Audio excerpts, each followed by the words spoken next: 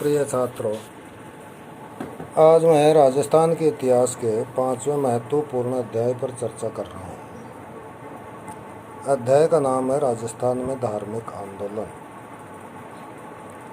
राजस्थान का धार्मिक आंदोलन सनातन हिंदू धर्म की ही अभिव्यक्ति था, जो निर्गुण अर्थात निराकार व सगुण अर्थात साकार रूपों में अभिव्यक्त हुआ है। निर्गुण विचारधारा के दर्शन ऋग्वेद के नाश दिए सूक्त, ब्राह्मण व उपनिषद ग्रंथों में होते हैं, तो सगुण विचारधारा के दर्शन ऋग्वेद के पुरुष सूक्त, रामायण, महाभारत व पुराणों में होते हैं। मध्यकाल में इस्लामी आक्रमणों से त्रस्त हिंदू प्रजा को राहत दिलाने, उसके आध्यात्मिक दर्शन को सुरक्षित रखने व धर्म की सही राह दिखाने के लिए अनेक संतों का उदय हुआ, जिन्होंने अपने अपने दृष्टिकोण से धर्म की व्याख्या की। ये आध्यात्मिक संत या सुधारक भक्त कहलाए और इनके द्वारा प्रेरित मार्ग भक्ति आंदोलन कहलाया।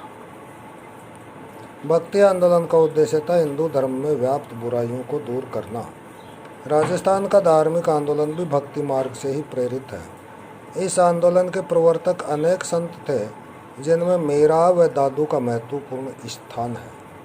मीरा सगुण यानी साकार ब्रह्म श्री कृष्ण की उपासिका थी, तो दादू निर्गुण ब्रह्म के उपासक थे। तो पहले हम चर्चा करते हैं मीराबाई की। मीराबाई मेड़ता के राठौड़ राव दूधा के पुत्र रतन सिंह की इकलौती पुत्री थी। इनका जन्म मेड़ता से 21 मील दूर कुड़की नाम के गांव में हुआ था। अल्प आयु में मां की मृत्यु हो जाने पर मीरा का पालन पोषण राव दूधा ने किया था, जो भगवान कृष्ण के भक्त थे। राव दूधा ने पंडित गजाधर को मीरा का शिक्षक नियुक्त किया था, जो मीरा को धार्मिक व पौराणिक कहानियाँ भी सुनाते थे। मीरा के पिता रतन सिंह, चाचा वीरमदेव और चचेरा भाई जयमल वैष्णव भक्त थे, जिनका मीरा पर गहरा प्रभाव पड़ा और उनमें दृढ़ भक्ति की भावना उत्पन्न हुई। कहा जाता है कि इनकी दादी ने गिरधर गोपाल को इनका पति बताया था। तभी से मीरा ने कृष्ण गोपाल को अपना पति मान लिया था। 1516 में वीरमदेव ने मीरा का विवाह महाराणा सांगा के ज्येष्ठ पुत्र भोजराज से कर दिया, लेकिन विवाह के 7 वर्ष बाद भोजराज की मृत्यु हो गई, जिससे मीरा का मन संसार से उचट गया और वह भजन कीर्तन व सत्संग में समय बिताने लगी। इसके कुछ समय बाद खानवा के युद्ध में उसके पिता रतन सिंह मारे गए और बाद में महाराणा सांगा का भी देहांत हो गया। उसके चाचा वीरमदेव को मालदेव ने पराजित कर मेड़ता से भगा दिया। सांगा की मृत्यु के बाद रतन सिंह एवं विक्रम सिंह मेवाड़ के शासक बने, जो मीरा की भक्ति भावना को पसंद नहीं करते थे, अतः वह मेड़ता चली गई। चाचा वीरमदेव की मालदेव से पराजय के बाद वह वृंदावन गई, जहाँ रूप गोस्वामी से संपर्क हुआ। वृंदावन से वह द्वारका गई और वहीं पर भजन कीर्तन करते द्वारकाधीश की प्रतिमा में विलीन हो गई।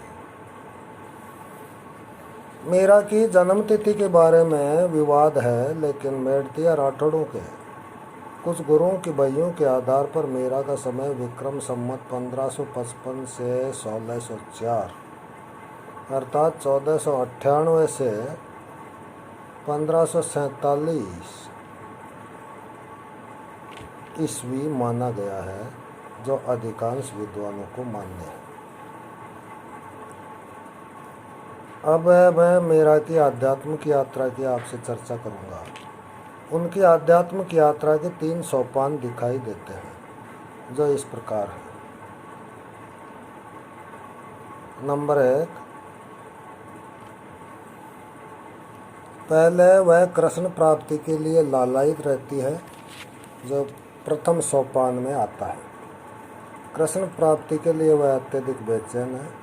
वह दिन रात कृष्ण का स्मरण करती थी। वह व्यग्र होकर गाती थी, मैं विरहणी बैठी जागूं, जग सवेरी आली, दरस बिन दुखण लागे मैं। दूसरे सोपान में मीरा को कृष्ण की प्राप्ति हो जाती है और वह कहती है, पायो जी मैंने राम रतन धन पायो। मायरी मैं तो लियोरी गोविंदो मोल।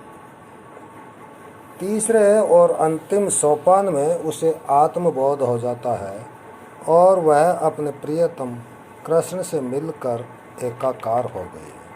वह कहती है, मेरा तो गिरधर गोपाल दूसरा न कोई। इस प्रकार मीरा की आध्यात्मिक यात्रा के ये 3 सोपान हैं।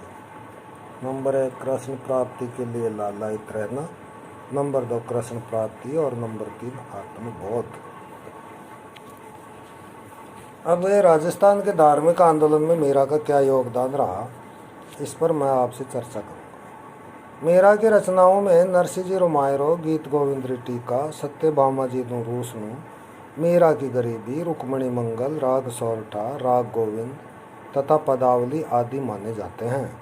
लेकिन पदावली ही सर्वाधिक विश्वसनीय व प्रामाणिक ग्रंथ है, जिसमें 225 से 250 पद हैं। उनकी रचनाओं में कृष्ण को परमात्मा और अविनाशी माना गया है। उन्होंने भक्ति के सरल मार्ग, स्मरण, नृत्य और गायन पर बल दिया। वे ज्ञान के स्थान पर श्रद्धा को ज़्यादा महत्व देती थी। मीरा की भक्ति सगुण थी या निर्गुण, इस पर विद्वानों में मतभेद है। कुछ विद्वान मीरा को योग अथवा नाथपंथ से प्रभावित मानते हैं, लेकिन मीरा द्वारा प्रयुक्त जोगी या जोगिया तथा निर्गुण ब्रह्मवाची अविनाशी शब्दों का प्रयोग सगुण साकार कृष्ण के लिए ही किया गया है, इसमें कोई संदेह नहीं।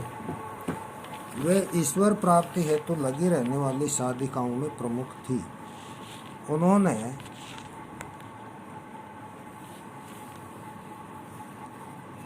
सांप्रदायिकता से हटकर सरल भक्ति के मार्ग का उपदेश दिया तथा परंपरागत आचार विचारों, रूढ़ियों, जाति भेद तथा वर्ग भेद का विरोध कर व्यक्तिगत स्वतंत्रता, समानता तथा नारी की प्रतिष्ठा को पुनः स्थापित किया। उन्होंने बोलचाल की भाषा ब्रज गुजराती और खड़ी बोली का प्रयोग करके जन सामान्य को भी कृष्ण भक्त बना दिया। राज परिवार की स्त्रियों, विधवाओं ने भी मीरा के आदर्श भक्ति मार्ग को सहर्ष स्वीकार किया। राजस्थान, गुजरात व पश्चिमी उत्तर प्रदेश के लोगों पर आज भी मीरा की कृष्ण भक्ति का प्रभाव है। राजस्थान में धार्मिक आंदोलन के दूसरे महत्वपूर्ण संत हैं दादू दयाल जी। इनका जीवन परिचय इस प्रकार है। 16वीं सदी के दार्शनिक संतों में दादू का महत्वपूर्ण स्थान है। अधिकांश विद्वानों के अनुसार इनका जन्म 1544 ईस्वी में हुआ था। इनकी जाति एवं जन्म स्थान के बारे में मतभेद हैं, किंतु अधिकांश विद्वान इन्हें दुनिया मुसलमान मानते हैं। उनके शिष्य रज्जब के कथन से यही सिद्ध होता है, अर्थात व्यवसाय से दुनिया व जाति से मुसलमान थे। कुछ विद्वान इन्हें मोची बताते हैं तथा जन्म स्थान जौनपुर, और कुछ विद्वान सांभर के पास। ऐसा माना जाता है कि दादू साबरमती नदी में बहते हुए अहमदाबाद निवासी लोधीराम ब्राह्मण को मिले थे 1544 ईस्वी में, जिनके कोई संतान नहीं थी। 7 वर्ष की आयु में इनका विवाह कर दिया गया। 11 वर्ष की आयु में इनकी ब्रह्मानंद, जिनका दूसरा नाम बुद्धानंद भी मिलता है, नाम के महात्मा से भेंट हुई, जिन्होंने उन्हें आध्यात्मिक ज्ञान दिया। 18 वर्ष की आयु में आबू होते हुए नागौर के पास करडाल नामक गांव में पहुंचे। वहां एक पहाड़ी पर 6 वर्ष तक तपस्या की। 1568 में सांभर आ गए। वह उपदेश देने लगे, जहां उन्होंने ब्रह्म संप्रदाय की स्थापना की। 1575 में वे आमेर आ गए। 1585 में फतेहपुर सीकरी में सम्राट अकबर से भेंट हुई। वहाँ 40 दिन रहने के बाद पुनः आमेर आ गए। 1593 से 1600 ईस्वी में वे आमेर तथा मारवाड़ आदि राज्यों में घूमते रहे। अंत में 1602 ईस्वी में आमेर के पास नारायणा गांव में आ गए। यहीं पर 1603 ईस्वी में उनकी मृत्यु हो गई। अब मैं दादू जी के उपदेशों पर चर्चा करूंगा। दादू के विचारों का ज्ञान उनके शिष्यों द्वारा संकलित 2 काव्य ग्रंथों से प्राप्त होता है। यह ग्रंथ है दादू जी की वाणी और दादू जीरा दूहा। उनके विचारों को 3 भागों में बांटा जा सकता है। नंबर 1 सिद्धांत पक्ष या दार्शनिक पक्ष, नंबर 2 साधना पक्ष तथा नंबर 3 सामाजिक पक्ष। पहला सिद्धांत पक्ष या दार्शनिक पक्ष। इसमें ब्रह्म, जीव, जगत तथा मोक्ष संबंधी विचार किया गया। दादू के अनुसार ब्रह्म ज्योति स्वरूप, सर्वव्यापी, सर्वशक्तिमान और माया से परे है। विश्व की प्रत्येक वस्तु ईश्वरीय शक्ति से ही गतिमान है। दादू के अनुसार जीव ब्रह्म का रूप है, लेकिन वह माया से लिप्त होने के कारण ब्रह्म से दूर हो गया है। जीव कर्म बंधन में है, जबकि ब्रह्म कर्म रहित है। लेकिन जब जीव कर्म बंधन से मुक्त होकर ईश्वर की ओर उन्मुख होता है, तब जीव और ब्रह्म में कोई अंतर नहीं रह जाता है और आत्मा व परमात्मा एक हो जाते हैं। नंबर 3 माया। आत्मा व परमात्मा को अलग रखने वाली शक्ति माया है। माया ही समस्त विकारों की जड़ है। माया के कारण ही मन की चंचलता है, जो पतंग की भांति उठता है। लेकिन यदि इसे ईश्वरीय प्रेम के जल में भिगो दिया जाए तो इसकी चंचलता समाप्त हो जाती है। कंचन और कामिनी ही माया के प्रतिरूप है।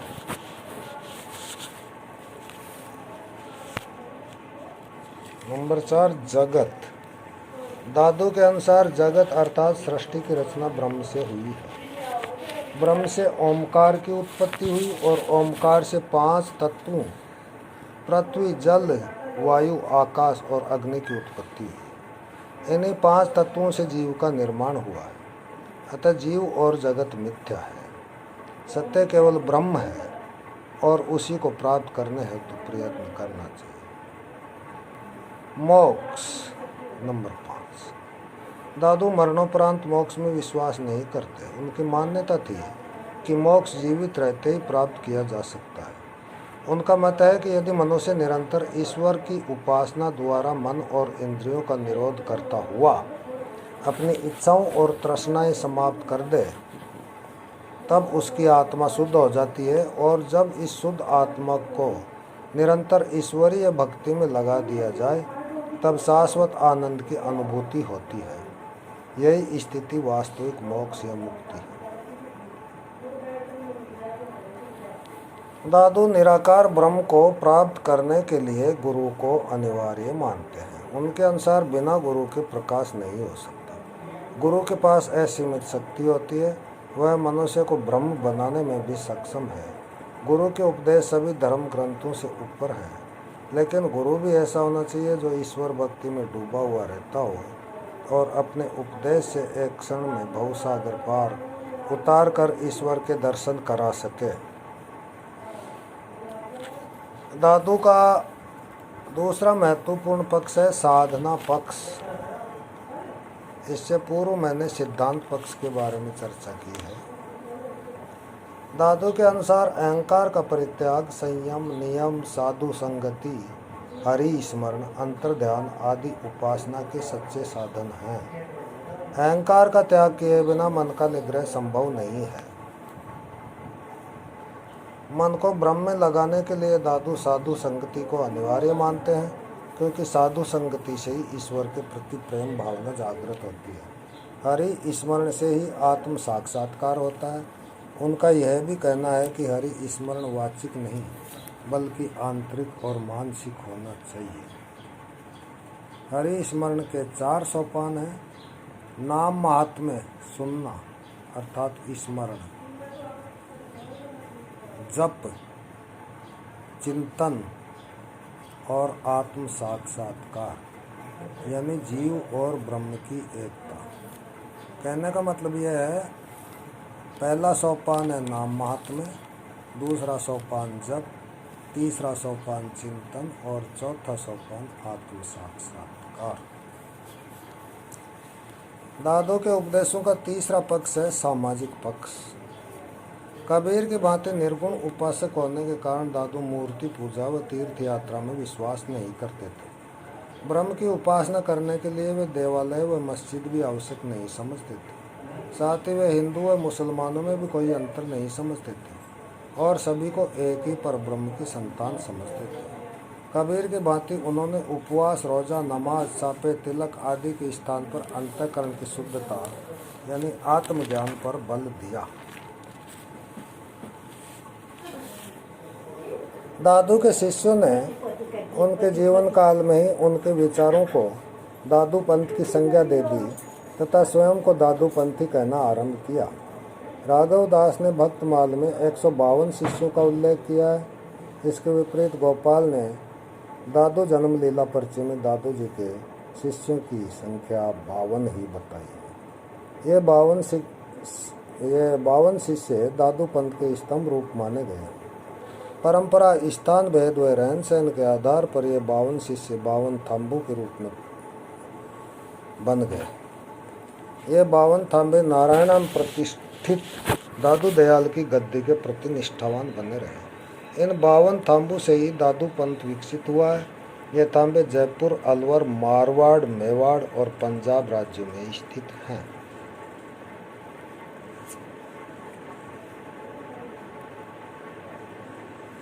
सत्रह 1750 ईस्वी तक यह संप्रदाय पूर्णतः संगठित रहा, लेकिन नारायणा के महंत जयतराम के समय में जो पंथ विभाजन की प्रक्रिया आरंभ हो गई। जयतराम का समय 1750 से 1789 ईस्वी था। फलस्वरूप आगे चलकर यह संप्रदाय निम्नलिखित 5 शाखाओं में विभक्त हो गया। नंबर 1, खालसा।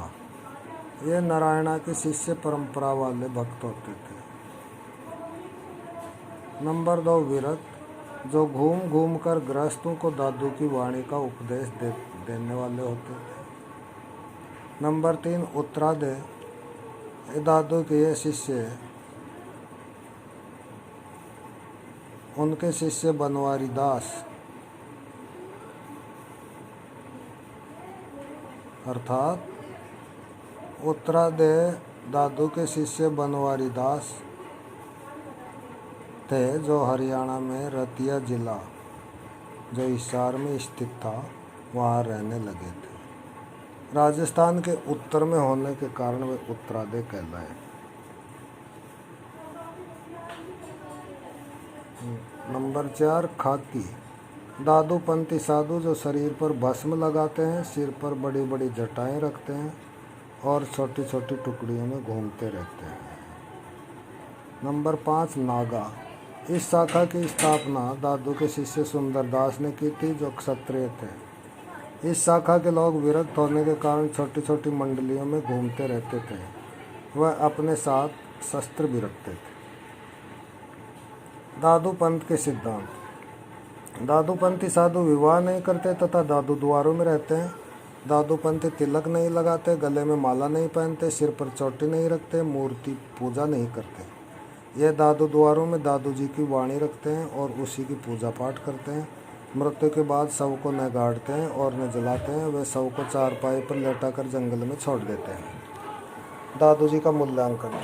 उपरोक्त विवरण से स्पष्ट होता है कि 16वीं सदी में दादू और उसके संप्रदाय ने राजस्थान में तत्कालीन सामाजिक बुराइयों और बाह्य आडंबरों का खंडन कर लोगों में नव जागृति उत्पन्न की।